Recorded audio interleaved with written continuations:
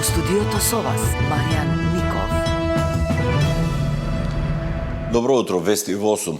Околу 150 македонски граѓани синоќа пристигнаа на Скопскиот аеродром. Летот беше од Дубај и ова беше првиот чартер лет од Обединетите арапски емирати. Патниците ги пречека министерот за надворешни работи и надворешна трговија Тимчо Муцунски. Ова е првата група која што се враќа од Обединетите арапски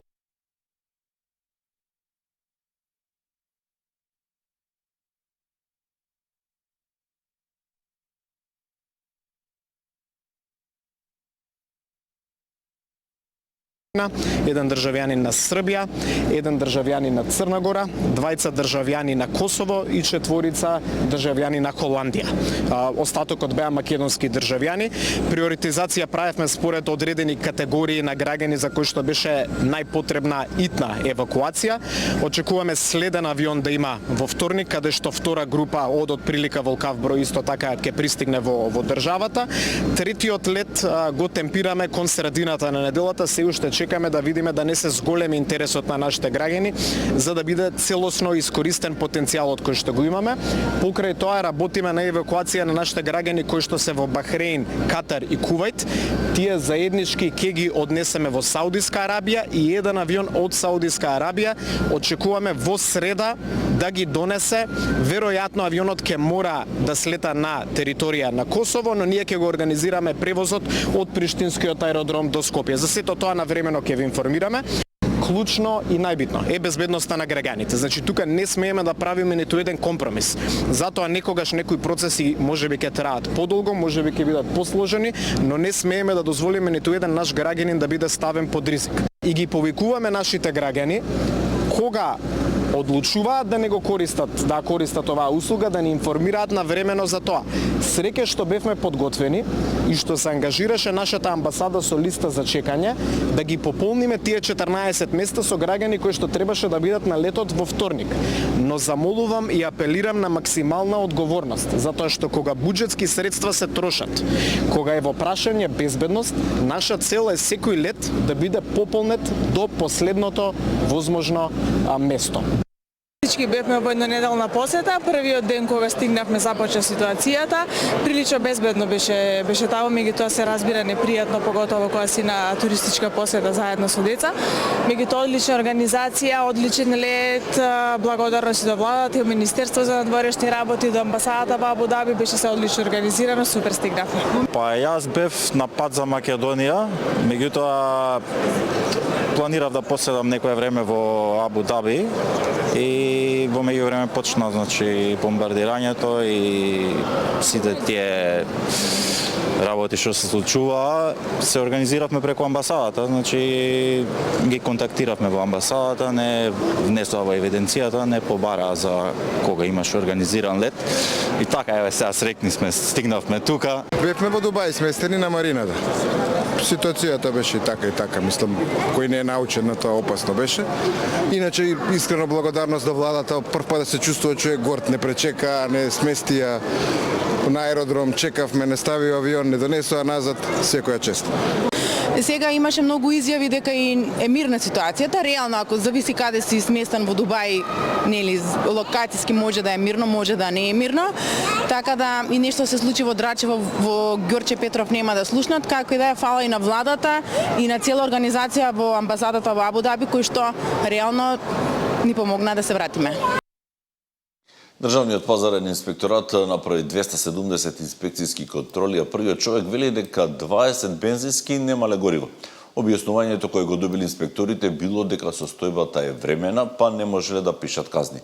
Од владата вела дека Македонија има најевтино гориво во регионот, па горивата на нашите бензински ги трошат и соседите.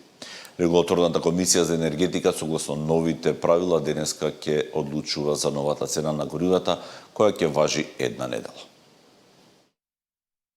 Пазарните инспектори излегоа на терен да прават вонредни контроли, откако на социјалните мрежи се проширија информации дека на дел од бензинските станици не се точи гориво. Директорот на Државниот пазарен инспекторат Стојковски за Сител изјави дека во изминатите 3 дена биле спроведени над 270 контроли на пумпите низ целата држава. При инспекциите било утврдено дека кај 20 бензински станици имало привремен недостиг на гориво. Сепак, како што посочува Стојковски, прекинот во снабдувањето траел кратко, од 1 до 2 часа, додека се дополнат резервоарите, пошто точењето продолжувало без проблеми. Поради тоа, инспекторите не напишале казни.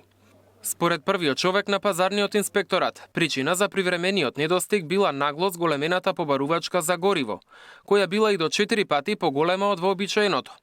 Ова го потврди и премиерот Мицкоски. Забележани се такви однесувања на некои пумпи во пограничните општини, затоа што има голем притисок од соседните држави, каде што цената на енергенсите е повеќе од 40-50% поголема од цената за енергенсите кои што се кај нас.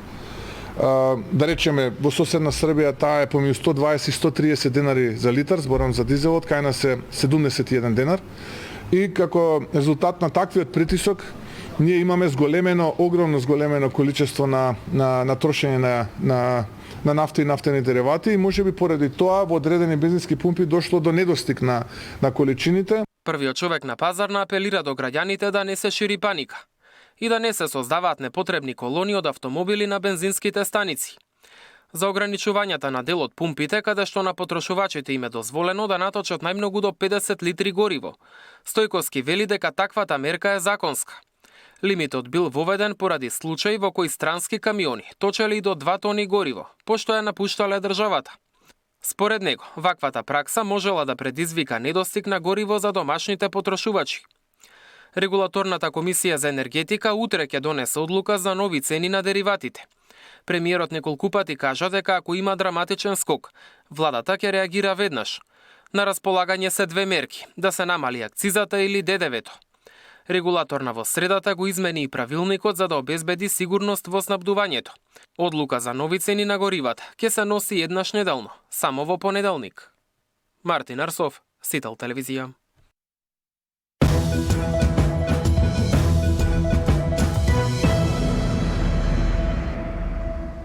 Со маршот Паркот Жена Борец до постаментот на украдената биста на Вера Јочич зад владата, граѓанските организации го одбележа Меѓународниот ден на жената. Им дадоа почит на жртвите на семеното насилство и побара еднаквоста. Маршот се одржа со порака "Нема да не снема" и се приклучија голем број на граѓани. Ќе ги замолам сите присутни за 1 минута молк за сите жени кои денес не се со нас, бидејќи системот не ги заштити.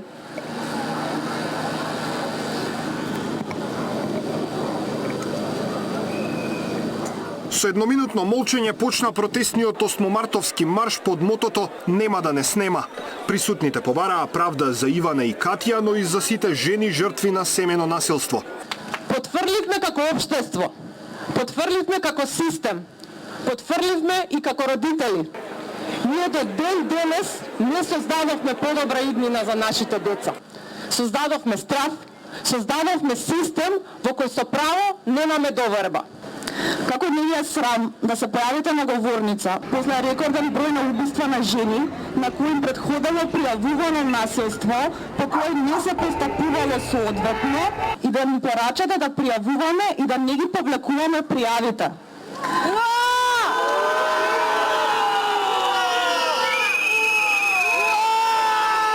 Освен насилството, кое очекувано по трагедијата во Карпош беше во фокусот на овогодинешниот 8-мартовски марш, жените се осврнаа и на економската состојба. Побараа поголема заштита, но и права за жените земјоделки. Бирократијата и стравот од отпуштање ги брише жените од работните места уште пред да отидат на породилно отсуство. А ако стигна дотаму, фондот задоцнува со исплата, а уште потешко е за земјоделките. Вкупно 14.733 жени се регистрирани како земјоделки во оваа земја, но се невидливи за државата кога треба да им обезбеди породилно отсуство или здравствено осигурување.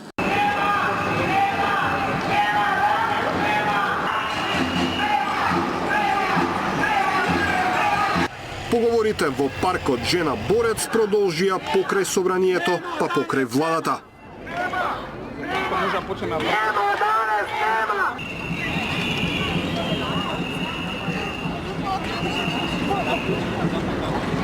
Маршот заврши пред украдената биста на Вера Јоцич покрај кеот на Вардар позади владата, каде положија цвеќе.